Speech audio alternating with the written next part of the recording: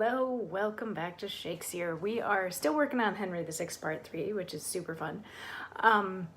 Today we get to hear from the Earl of Warwick in Act 2, Scene 1. So we had an action-packed first act. There was divorce, there was disinheritance, there was betrayal. The Duke of York got stabbed by Clifford and by the Queen. We had a small boy murdered, all sorts of fun stuff.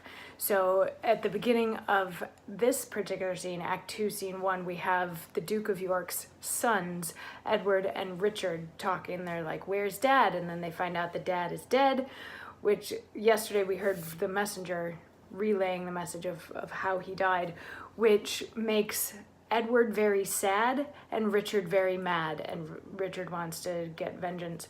And then Warwick, the Earl of Warwick, enters the scene, and they're like, you know, how are you? And Warwick's like, well, how are you? And they're like, we have some really bad news for you. The Duke of York is dead. And Warwick says, 10 days ago I drowned these news in tears. And now to add more measure to your woes, I come to tell you things sith then befallen. After the bloody fray at Wakefield fought, where your brave father breathed his latest gasp, tidings as swiftly as the post could run were brought me of your loss and his depart.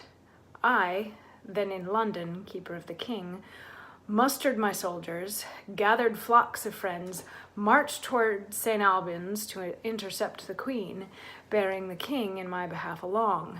For, by my scouts, I was advertised that she was coming with a full intent to dash our late decree in Parliament touching King Henry's oath in your succession. Short tale to make, we at St. Albans met, our battles joined, and both sides fiercely fought, but whether 'twas the coldness of the king, who looked full gently on his warlike queen, that robbed my soldiers of their heated spleen, or whether 'twas report of her success, or more than common fear of Clifford's rigor, who thunders to his captives blood and death, I cannot judge. But, to conclude with truth, their weapons, like to lightning, came and went. Our soldiers, like the night owl's lazy flight, or like a lazy thresher with a flail, fell gently down as if they struck their friends. I cheered them up with justice of our cause, with promise of high pay and great rewards, but all in vain. They had no heart to fight, and we, in them, no hope to win the day. So that we fled, the king unto the queen, Lord George, your brother, Norfolk, and myself, in haste, post-haste, are come to join with you. For in the marches here we heard you were making another head to fight again.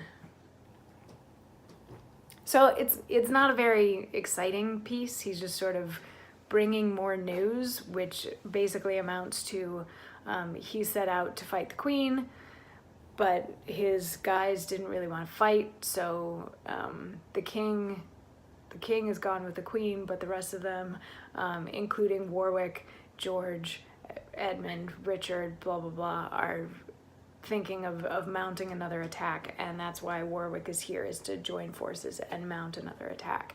And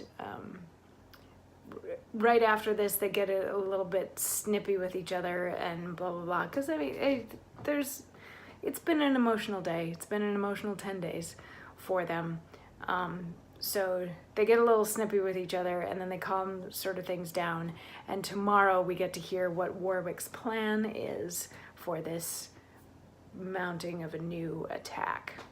Anyway, I'll see you then for that. Mwah.